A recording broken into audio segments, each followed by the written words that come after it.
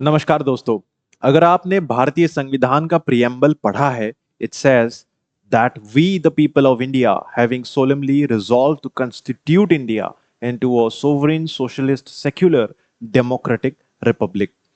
लेकिन अगर आप भारतीय संविधान का original preamble which was adopted in 26 नवंबर 1949 को पढ़ेंगे, उसमें आप सोशलिस्ट और सेक्युलर शब्द को नहीं पाएंगे। दैट मीन्स भारतीय संविधान की प्रियम्बल को 42nd अमेंडमेंट के द्वारा 1976 में अमेंड करके चेंज करके नए शब्दों को भी जोड़ा गया था, which we see in the initial lines in the terms of socialist and secular। बाद में इंटीग्रिटी शब्द को भी नीचे ऐड किया गया था। सो वी कैन अंडरस्टैंड कि समय के साथ ये संविधान को भी अमेंड करना जरूरी हो जाता है, क्योंकि टाइम की नीड्स, टाइम की डिमांड चेंज होता रहता है, देश बदल रहा है, समय बदल रहा है, और उसके साथ संविधान को भी हमें एक लिविंग डॉक्यूमेंट बनाना है। ऐसा ही सपना था डॉक्टर B.R. अम्बेडकर साहब का भी, कि we should not make this constitution a dead document but a living and a very dynamic document. समय के साथ इसको भी परिवर्तन करने की जरूरत पड़ सकती है, और उसी वजह से उन्होंने संशोधन करने का, अमेंडमेंट लाने का भी एक प्रावधान आर्टिकल 368 के अंतर्गत दिया था। आज की इस वीडियो में हम लोग बात करने वाले हैं ऐसे ही एक विषय के ऊपर। जब मैं एस्पिरेंट्स के साथ बात करता हूं, तब मैं देखता हूं कि आप लोग इंपॉर्टेंट अमेंडमेंट्स और कॉन्स्टिट्यूशनल अमेंडमेंट्स के साथ जुड़ा हुआ जो सुप्रीम कोर्ट के जजमेंट्स हैं, उनकी अहमियत को तो बेशक समझते हो, बट उनकी बैकग्राउंड स्टोरी को आप नहीं जानते हो। और उसी वजह से आप लोग आके मेरे से पूछते हो कि सर, अमेंडमेंट्स को कैसे याद कर ले, जजमेंट्स को कैसे याद कर ले। अब जजमेंट्स में भी दो तीन चीजें हैं कि आप लोग लैंडमार्क जजमेंट्स को याद जरूर से कर लेते हो, कि चंपाकम दोरायराजन केस में फंडामेंटल राइट्स को सुप्रीमेसी मिला था ओवर दी पीएसपीज, या फिर केशवानंद भारती केस में हमने डॉक्ट्रिन ऑफ बेसिक स्ट्रक्चर को देखा था। ठीक है, तो आप मेन जो उसका फाइनल वर्डिक्ट है वो तो जानते हो, बट उसकी बैकग्राउंड की कहानी नहीं जानते हो, और अक्सर इसी वजह से आपकी कंसेप्चुअल जो क्वेश्चंस आजकल एपीएससी यूपीएससी में आने लगी है, उसको आप आंसर नहीं कर पाते हो। तो मैंने सोचा इन दिस सीरीज हम लोग ऐसे करके we will not just give you the verdicts and the amendments, but उसके पीछे की कहानी। और अक्सर आपको ये पता नहीं होता है, आज मैं दिखाने वाला हूं कि अमेंडमेंट्स और जजमेंट्स की एक जुड़ा हुआ कहानी होता है। मतलब ऐसा नहीं है कि अमेंडमेंट अलग चल रहा है और जजमेंट अलग चल रहा है। Landmark judgements are related to the amendments, क्योंकि अमेंडमेंट्स हुआ है, उसीलिए उसी के सीक्वल में एक जजमेंट लाया गया, फिर उस जजमेंट के सीक्वल में एक और अमेंडमेंट लाया गया, फिर उस अमेंडमेंट को फिर टेस्ट किया गया इन अ सुप्रीम कोर्ट जजमेंट, और ऐसे ही लैंडमार्क केसेस बनती है। तो ये अमेंडमेंट और जजमेंट की जो इंटर रिलेटेबल कहानी है, इसको हम लोग एक इंटरेस्टिंग तरीके से आज इस वीडियो में पढ़ने वाले हैं। अगर आपको आइडिया पसंद आ रहा है तो पूरी, अगर आप इस एक सीरीज, एक लॉन्ग सीरीज ऑफ इवेंट्स को हम लोग देखने वाले हैं, प्री इंडिपेंडेंट एरा से लेके भारत की आज की स्थिति के तक।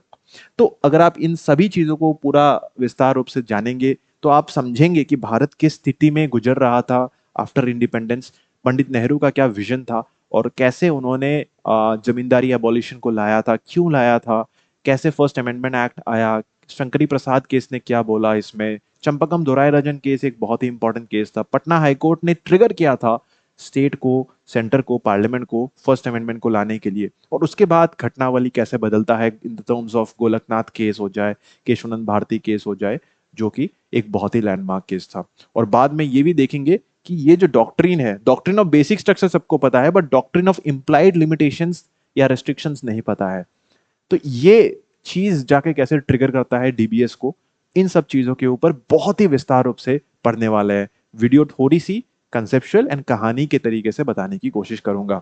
अगर आपको आइडिया पसंद आ रहा है, आप वीडियो को लाइक कर सकते हो, चैनल को सब्सक्राइब कर सकते हो for more of future ideas and updates. And मैं चाहूंगा वीडियो की हर एक इंस्टेंट में जब भी आपको अपनी ओपिनियन का भी मैं पूछ रहा हूं, तो आप कमेंट सेक्शन में डाल के अपनी जो मनोकथा है, आप जो भी सोचते हो इस विषय में, वो भी बताते चलिएगा।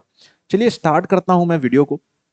बट बिफोर दैट मैं अंबेडकर साहब का ही इस स्टेटमेंट को आइट्रेट करना चाहता हूं, because this entire thing somewhere down the line is about the larger picture. एक तो छोटी छोटी पिक्चर्स चलती रहेगी, फंडामेंटल राइट्स वर्सेस डीपीएसपी की लड़ाई देखेंगे आप, ठीक है, अलग अलग प्रावधान जैसे 14 1931 वर्सेस 39B 39C DPSP की कहानी चलेगी, but overall larger broad eye view से, बर्ड्स आई व्यू से अगर आप देखेंगे चीज, this entire thing is about amending and changing the constitution. क्या हम कर सकते हैं या नहीं? कर तो सकते हैं, आपको पता है it has been amended more than 100 times, but कैसे, क्या क्या ये लड़ाई इतना आसान था? The answer is no. इस लड़ाई को चलिए समझते हैं, कैसे हमारा संविधान संशोधित होता है और किस किस तरीके से होता है। सबसे बढ़िया चीज, अंबेडकर साहब ने ये विजन पहले से ही देख लिया था कि संविधान को हमें एक बहुत ही डायनामिक एंड लिविंग डॉक्यूमेंट बनाना है।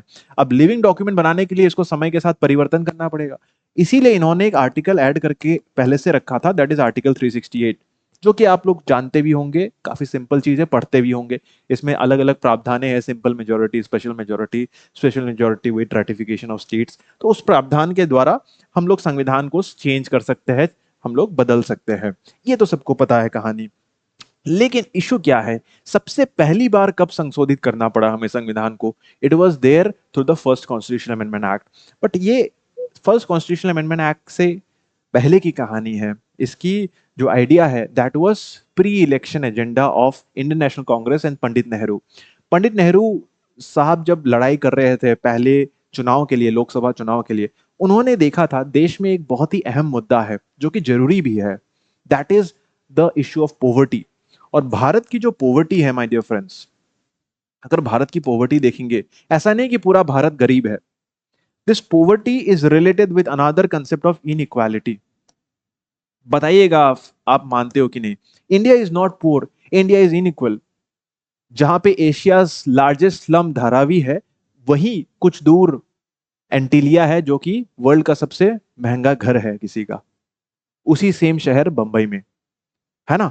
तो इंडिया गरीब नहीं है, इंडिया इनइक्वल है। कुछ लोग बहुत ज्यादा वेल्थ लेके बैठे हुए हैं और कुछ लोगों के पास दो वक्त की रोटी भी नसीब नहीं है। और इस चीज को दूर करने के लिए हमें कुछ करना पड़ेगा। और यही चीज, if you find in the constitution, we find it in terms of article 39B and 39C। इन आर्टिकल्स को नोट डाउन करते चलिएगा। These are two of the DPSPs which says which says कि concentration of wealth and specifically material wealth। अब material wealth मतलब, इसका बहुत ही बड़ा उदाहरण है लैंड, कि जमीन को इक्विटेबली डिस्ट्रीब्यूट कर दो, फिर तो सब लोग उसकी यूटिलाइजेशन के द्वारा अमीर हो ही जाएंगे। और इसी का एक बहुत बड़ा, मतलब गलत पॉलिसी कह लीजिए, कॉफिन कह लीजिए, करके रखा था अंग्रेजों ने, ब्रिटिशर्स ने, which was through the permanent settlement act. Lord Cornwallis साहब ने एक सिस्टम लाया था परमानेंट सेटलमेंट एक्ट के द्वारा, मेरे ख्याल से 1793 में यह एक्ट को लाया गया था, and it is popularly known as the zamindari system. इन लोगों ने क्या किया, जितने भी लोगों के पास जमीनें हैं उनके नीचे किसानों को काम करने के लिए बोला। ये जमींदार किसानों को अपने ही जमीन में रेंट में रखते थे और उनको फसल उगाने की काम देते थे। और ब्रिटिशर्स ने कहा कि जमीन से जितना भी फसल उगता है उसका 11 पार्ट होगा, will divide the entire thing into 11 parts, और जमींदारों को उसमें से मिलेगा एक पार्ट और ब्रिटिशर्स को मिलेगा 10 आउट ऑफ 11 पार्ट्स। नाइंसाफी तो है, कहानी नाइंसाफी का नहीं है, कहानी यहाँ पे देखिए। इस 1/11 में जमींदार को अपना भी रखना होता था, किसानों को भी तो थोड़ी बहुत देनी पड़ेगी, और उसी सैलरी के द्वारा किसान फिर जमींदारों को रेंट पे करता था। पर होता यह था कि जमींदार सैलरी टाइम पे नहीं देता था या एनफ नहीं देता था, उस वजह से किसान रेंट नहीं पे कर पाता था। अब रेंट नहीं पे कर पाता था तो जमींदार उसको लोन दे देता था, सैलरी नहीं देगा बट लोन दे देगा। अब उस लोन को फिर ईएमआई चुका नहीं पाता था। सो एक बहुत बड़ी एट्रोसिटी हो गई जिसकी वजह से किसान और भी गरीब होते गए, peasants became poorer and zamindars became richer. British तो रिच थे ही, मैं इस पार्ट ऑफ द पिक्चर में नहीं कंसंट्रेट कर रहा, मैं नीचे की पार्ट में कंसंट्रेट कर रहा हूं, क्योंकि बाद में ये लोग तो चले गए, these are not Indians, these both category of people are Indians. तो ऐसा एक क्लास तैयार हो गया भारत आजाद होते होते, जो कि काफी रिच था, जमींदार, और ऐसा एक क्लास हो गया जो काफी गरीब था। और इसी चीज को नजर किया पंडित नेहरू ने। पंडित नेहरू ने कहा कि चुनाव अगर जीतना है और देश का भी भला करना है, इस इनइक्वालिटी को खत्म करना होगा, इस सिस्टम को एबॉलिश करना होगा। And he iterated the idea of zamindari abolition and land reform act. इस एक्ट के द्वारा पंडित नेहरू ने चुनाव से पहले सबको वादा किया कि हम एक्सेसिव जो जमीन है, अब जमींदार के घर में पकड़ लिए 10 लोग हैं, उसको लाखों एकड़ों की जमीन की क्या जरूरत है, हजारों एकड़ में वो जमीन लेके बैठा हुआ है, उसको स्टेट एक्वायर कर लेगा और स्टेट उसको डिस्ट्रीब्यूट कर देगा जिनको सही में उसकी जरूरत है। ऐसा ही एक्ट उन्होंने अपने वादे के साथ वो अटल रहे। जब वो प्रधानमंत्री बने, he acquired the entire, he in fact convinced the entire parliament, and उन्होंने इस एक्ट को पास किया। बट डू यू थिंक जमींदार इस एक्ट को पास करने देते? मतलब पास तो हो गया, उसके लिए कुछ नहीं कर पाए, बट तुरंत वो लोग इसके बारे में चर्चा करने लगे। और जब ये इलेक्शन कैंपेन सक्सेसफुल हो गया, तब काफी सारे स्टेट्स ने भी एक अपॉर्चुनिटी देखा। राज्य की सरकारों ने भी, कई सारे राज्यों ने ऐसा ही एक्ट पास कर दिया। तो पूरे देश का जमींदार खड़ा हो गया। उनको लगा कि भाई अब तो हम गरीब हो जाएंगे, सरकार हमारे साथ नाइंसाफी कर रहा है, क्या कर सकते हैं इसमें। Something similar was happening in Bihar at that point of time. और बिहार में जब ऐसा ही एक्ट पास किया गया, तो जमींदारों ने तुरंत पटना हाईकोर्ट में एक केस दर्ज कर दी। पटना हाईकोर्ट ने देखते ही कहा, दिस इज अनकॉन्स्टिट्यूशनल, कि आप जमींदारों की जमीनों को ऐसे हड़प नहीं सकते। एक सिंपल क्वेश्चन पूछा गया जमींदारों को कि क्या स्टेट ने तुमको कोई भी पैसा दिया, कंपनसेशन दिया एक्वायर करने में? जमींदार ने कहा नहीं दिया। तो clear violation of article 31। Article 31 कहता है कि state can acquire property of citizens, but उसके लिए आपको कंपनसेशन देना पड़ेगा। Compensation was not paid. उसके ऊपर भी दो और प्रावधान यहाँ पे वायलेट हो रहा है। आर्टिकल 14 राइट टू इक्वालिटी, जमींदार भी तो सिटीजन ही है। और ऊपर से आर्टिकल 19 क्लॉज 1 क्लॉज एफ। उस समय क्लॉज 1 क्लॉज एफ हुआ करता था 19 में, which allowed citizens to have acquire dispose their own property. तो state cannot acquire that. So कहीं ना कहीं आप देखेंगे this was a battle between, आपको लग रहा होगा ये जमींदार और किसानों के बीच की बैटल है, गरीबी और अमीरियत की बैटल है। बट संवैधानिक भाषा में, आपके एग्जाम के पर्सपेक्टिव में, ये बैटल था दो बड़े प्रावधानों के बीच। If you see, these are all what I can categorize them as fundamental rights. And ये जो एक्ट लाया गया था, मैंने पहले भी कहा आपको कि this was brought in by the articles 39, मैं यहां पे लिख देता हूं, article 39B and article 39C। मैं आगे चल के दिखा दूंगा exact article 39B and 39C, and I can categorise both of them as directive principles of state policy. So this battle was not between zamindars and peasants in constitutional language. आपके exam perspective में this battle was between a DPSP and a fundamental right. And clearly in this Patna High Court said fundamental rights are more superior. क्योंकि DPSP भी तो कह रहा है कि equal distribution of wealth होना चाहिए, इक्वल डिस्ट्रीब्यूशन ऑफ वेल्थ होना चाहिए, बट फंडामेंटल राइट्स को सुप्रीमेसी मिला। क्लियर? यहां पे आप देख सकते हो 39B एंड 39C। 39B क्या कहता है कि that the ownership and control of material resources of the community are distributed to best serve the common good. And यहां पे आप देख सकते हो कंसंट्रेशन ऑफ वेल्थ नहीं होना चाहिए। System does not result in concentration of wealth. तो कहीं ना कहीं डीपीएसपी का यूज करके हमने जमींदारी एबॉलिशन एक्ट को लाया, but supreme Patna high court said कि फंडामेंटल राइट्स आर सुपीरियर। ऐसा ही कुछ हो रहा था, ठीक है, ऐसा ही कुछ हो रहा था आपके मद्रास में भी। इस बैटल को समझाने के लिए, which is leading us to the first constitutional amendment act. This is a very big trigger, mind you. ये कैसे ट्रिगर करता मैं आपको आगे समझाऊंगा। मद्रास में क्या हो रहा था, the government, state government of Madras brought special provisions for the backward communities for admissions into medical and engineering colleges. इन्होंने बोला सोशली इकोनॉमिकली बैकवर्ड कम्युनिटीज को हम लोग कुछ सीट आरक्षित कर देंगे उनकी एडमिशंस के लिए। The matter went to the Supreme Court in the name of, आपने सुना होगा, चंपकम दोरायराजन केस ऑफ 1951। इस केस में सुप्रीम कोर्ट ने डायरेक्टली कहा this is unconstitutional. How is it unconstitutional? Because this violates, Supreme Court ने पहले पूछा मद्रास की स्टेट को कि how are you bringing this provision. State government के एडवोकेट जनरल ऑफ स्टेट कहते हैं कि my lord we are bringing this provision through the virtue of article 46, which is again what? Which is again a DPSP, which allows the state government to make certain provisions for the backward communities. But फिर भी when the defendant, his opponent was fighting this case, he said this is a violation of Article 15, which says there cannot be any kind of discrimination on the basis of race, caste, sex, place of birth. तो cast के माध्यम पे आप discriminate कर रहे हो bye reserving certain seats. उस समय आर्टिकल 15 सब क्लॉज 4 नहीं था my dear friends, and this is what triggered, कहीं ना कहीं फिर से इस लड़ाई में आप देखिए ये था fundamental right.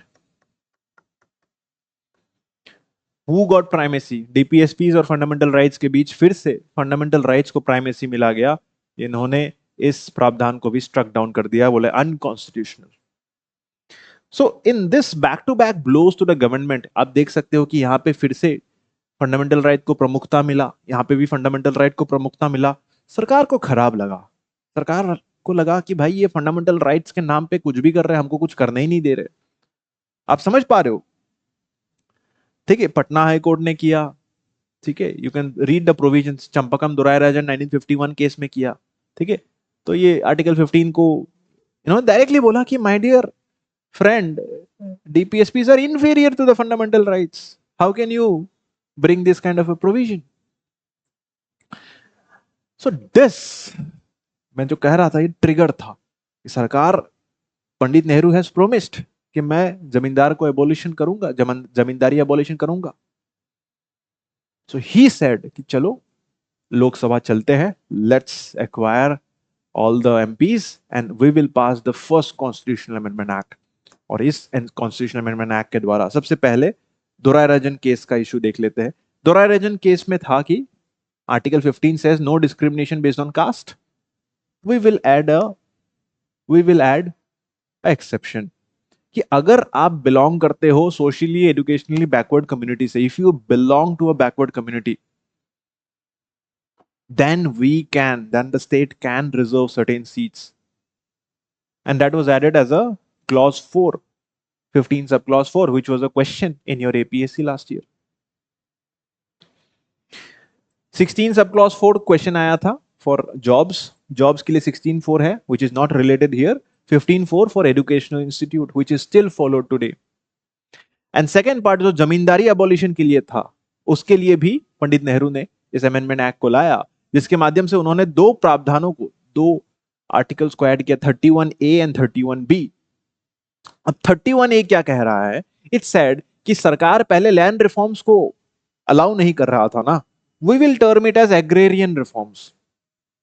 These are not mere land reforms, these are agrarian reforms to equitably distribute the agricultural wealth।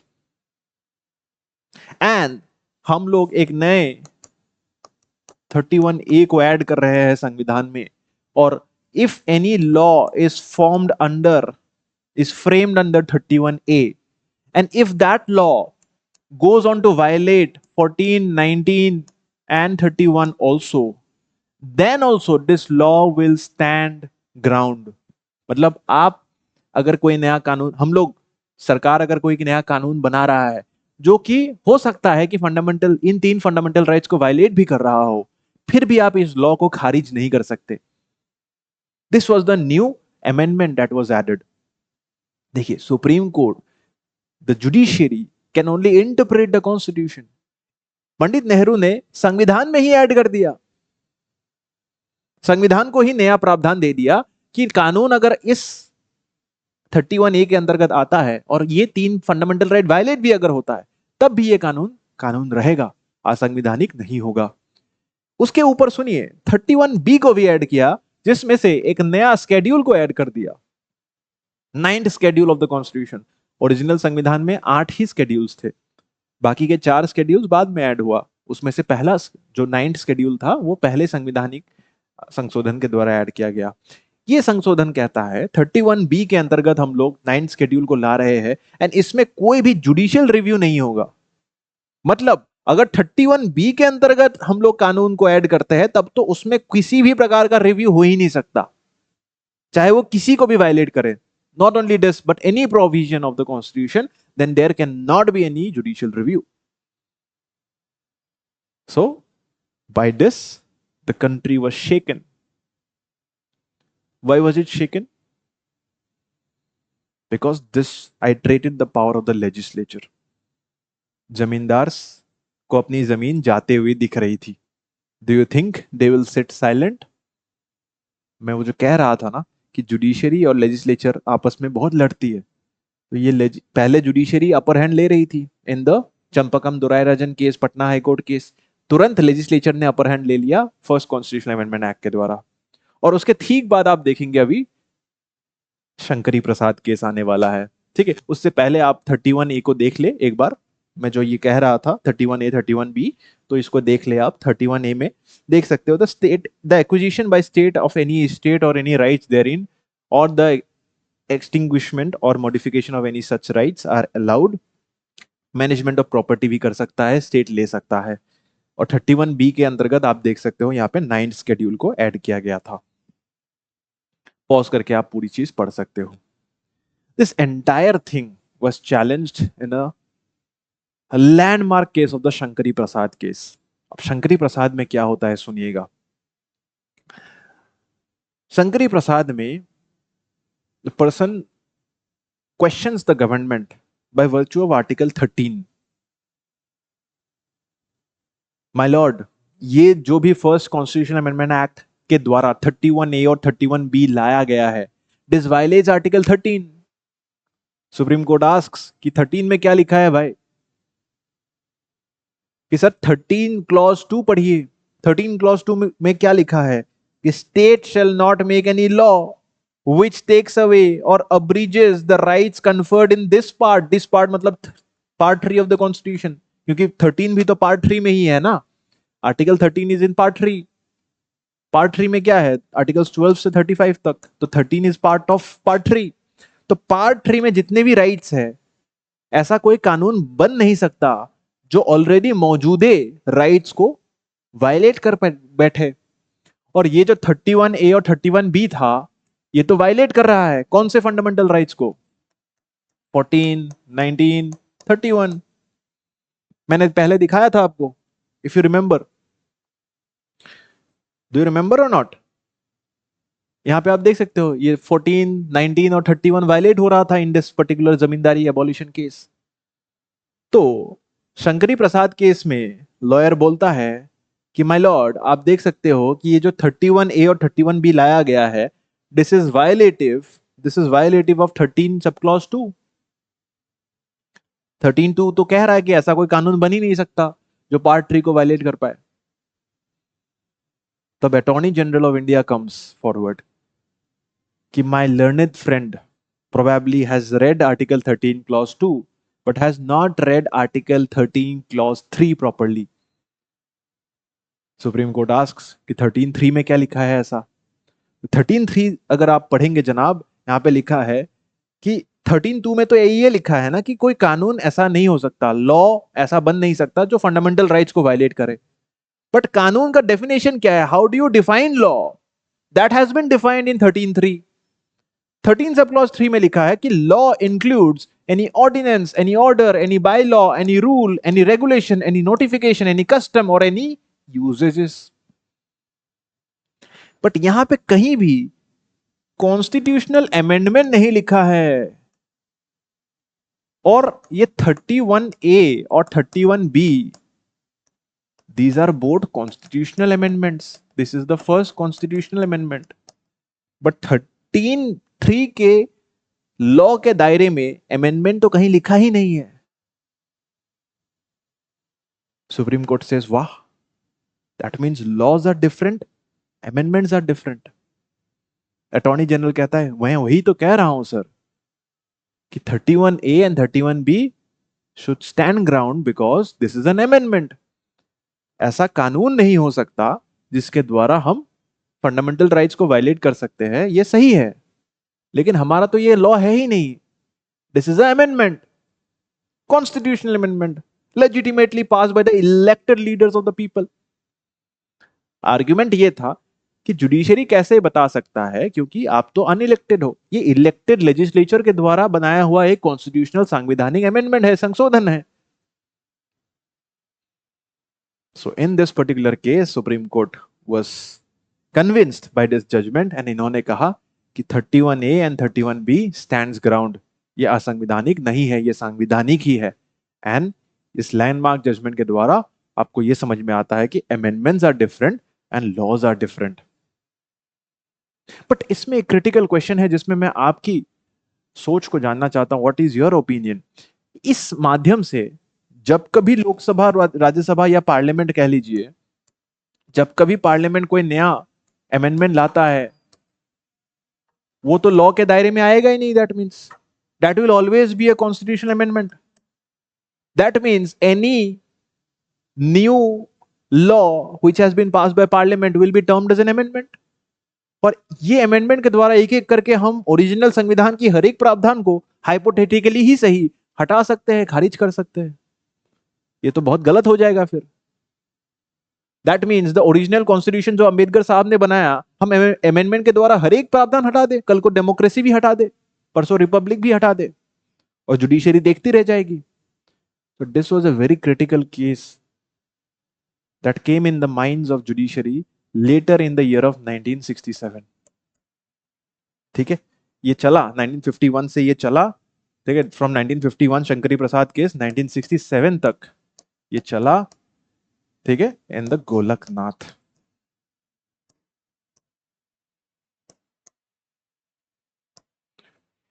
यहां तक अगर आपको समझ में आया बताइएगा मुझे कमेंट सेक्शन में. अगली सीढ़ी आप तब चलोगे जब आप शंकरी प्रसाद से गोलकनाथ में कूदोगे. And there will be certain new amendments also which will follow in the terms of 24th, 25th, 29th amendments जो आपको पढ़नी है.